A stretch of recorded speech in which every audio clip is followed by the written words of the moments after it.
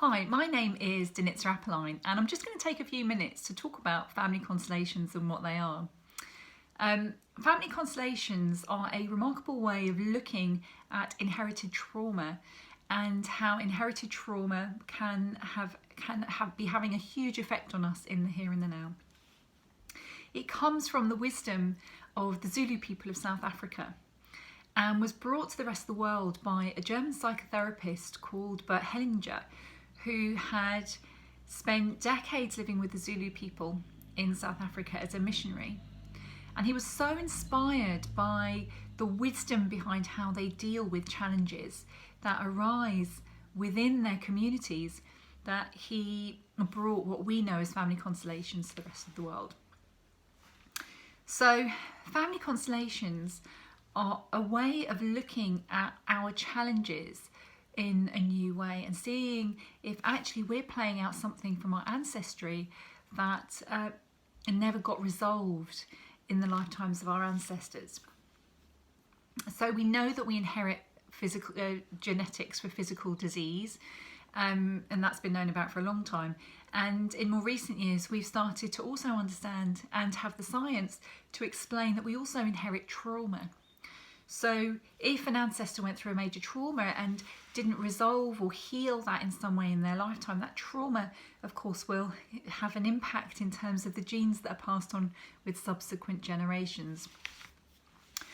All of us will have, on some level, at some point in time, relatives who were in wars, for example, who experienced horrible histories where perhaps children died, or there were major environmental disasters, all sorts of things that may have happened going back.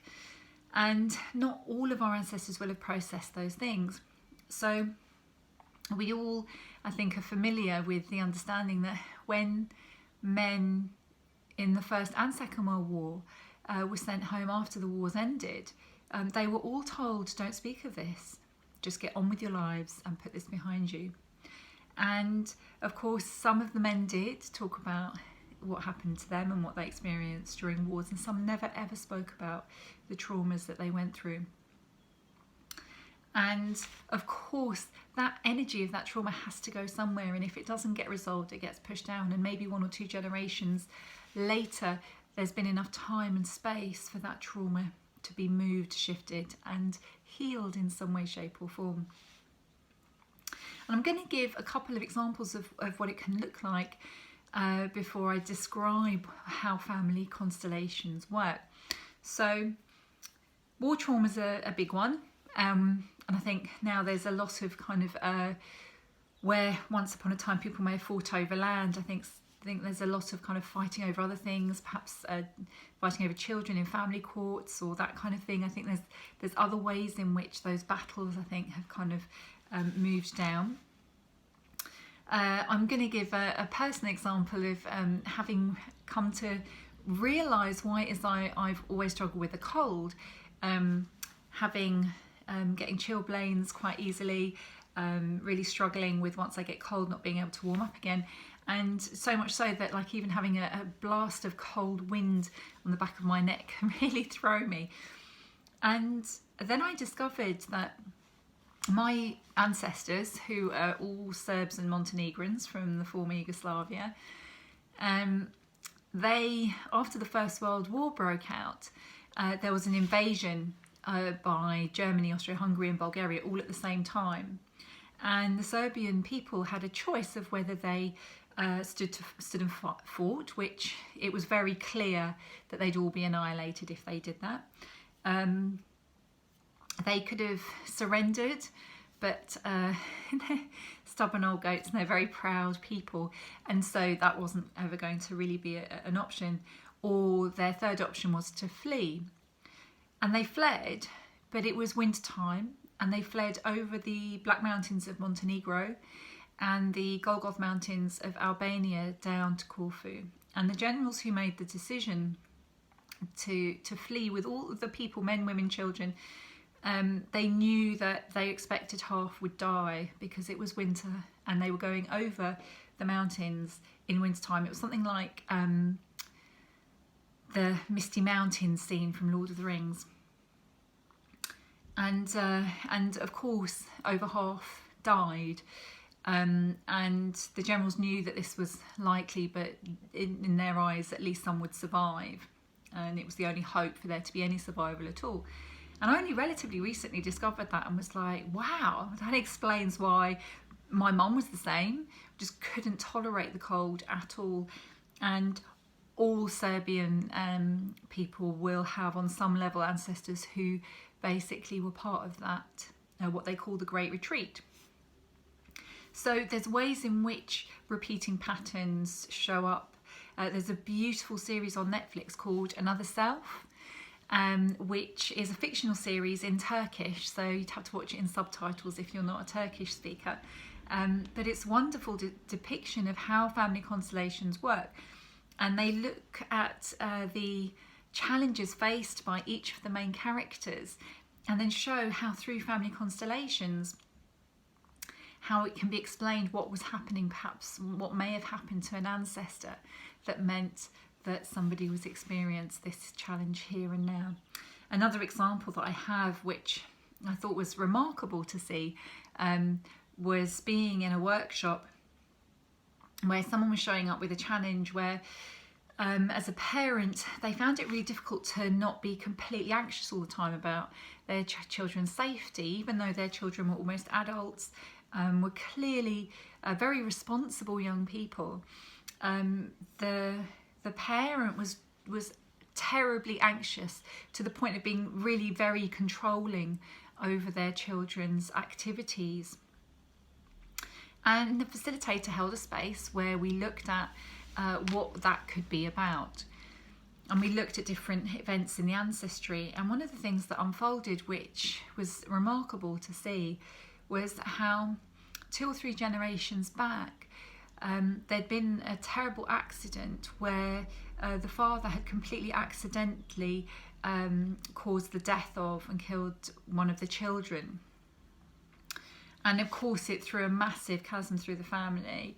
The mother never got, well, she blamed the father understandably for the rest of their years, but the grief got stuck and the grief got trapped.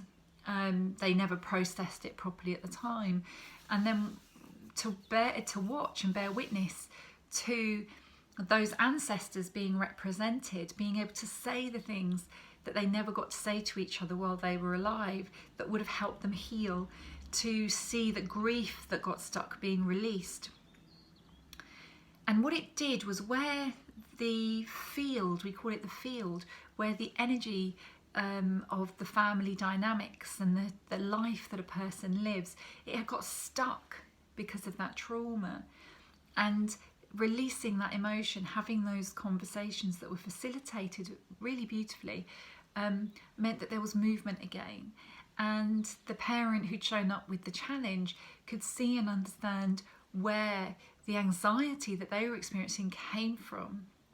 Because, of course, it makes complete sense that then any subsequent generations from this couple would have carried this anxiety for the safety of their children. And here was an opportunity for that to have some healing. So it's incredible work. I've seen it literally change lives.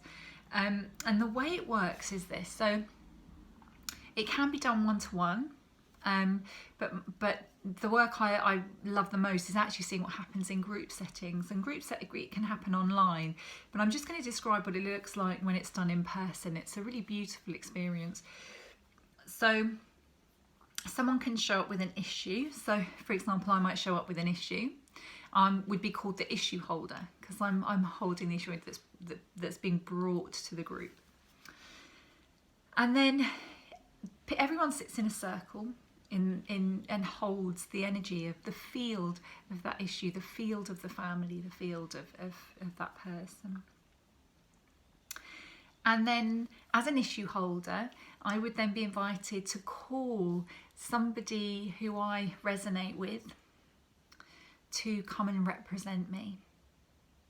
And then I might call someone to represent each of the other key people in the situation that I'm looking at.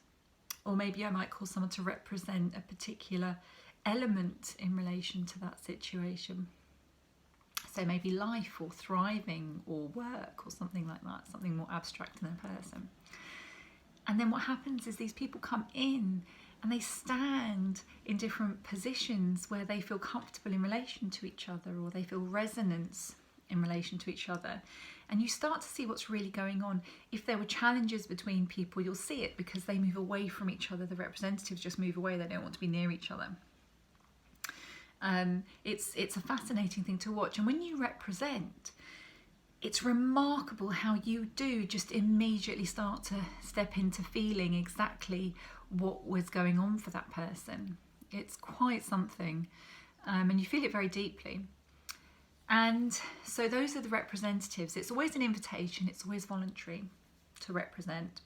And you might feel like you feel called to represent in one constellation, but that same day you might be called to represent a different person in somebody else's constellation, and it might not resonate to do that. And so, you know, kind of there's an invitation to that you can release and let go. So it's always voluntary, and it's a huge privilege. The other thing that's quite remarkable is it's really amazing to see how you're usually called to represent in a situation that actually, without you realising until afterwards, may have some huge resonance for you in some way, shape or form in your family story. And that's quite something to see too. And then the third role is those who sit in the circle around the outside. Those individuals are called witnesses, who form the holding circle. That's also a really important role because you're holding the energy of the constellation and the field. And you may at some point also, without realising, start to represent something that may need to be seen in the field that hasn't yet been named. It's very powerful work, it's very profound work, it's very deep work. It isn't for everybody. It's sometimes we go to experience a family constellation and we would like resolution, we'd like an understanding, we'd like an insight, or a healing or a shift that will help some challenge in our life move forward. And that's the aim of what we do. But sometimes before we're ready for that, the field would like us to have a reflection first. And that's why we call in someone to represent us, because we get to see, sometimes we get to see our shadow reflected back to us. Sometimes we get to see what we're really feeling, what we're really challenged by, which if we understood and became aware of and took responsibility for, it would make it easier to then, when we look at the family dynamics, then be able to bring a shift, because we know truly what's going on for us that we might not have wanted to acknowledge before that. So that's what family constellations are about. That's how they work. I use them in different ways, and I hold general constellations where people can come along and just bring whatever the particular issue is. I also very specifically work with parents going through the family court system, because that's an area of interest to me, and I've seen some absolutely remarkable things happen as a result of family constellations work done with people going through family court systems. And in fact, amazingly, judges in Brazil and now in Mexico use family constellations live in courtrooms in Brazil and now in Mexico to see what's really going on in a family situation, a family dynamic with the mum and the dad and the children, so that judges can come to a decision based on wisdom and insight and truth and compassion, which is a remarkable thing to see. It's really beautiful work, but like I said, very deep and profound. But if you'd like to find out more, get in touch. Thanks for your time.